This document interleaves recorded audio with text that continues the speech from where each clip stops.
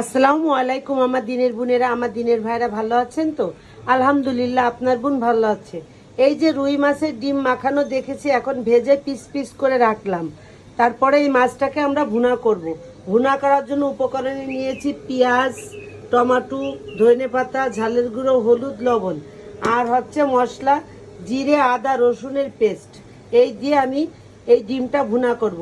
তবে খুব সিম্পলভাবে করব, যেহেতু গরমকাল, গরমে খাওয়া দাওয়াটা একটু হিসাব করে খেতে হয়, তা নাহলে পেটের সমস্যা হয়। আর ডিমে তো অনেক প্রোটিন, যার কারণে একটু হালকা পাতলা ঝোল হবে। যদি ভালো লেগে থাকে ভিডিওটা লাইক কমেন্ট শেয়ার অবশ্যই করবেন, ভুল হলে ক্ষমা করে দেবেন। আল্লাহ হাফেজ। আসসালামু আলাইকুম আমার দিনের বোনেরা, আমার দিনের ভাইয়েরা ভালো আছেন তো?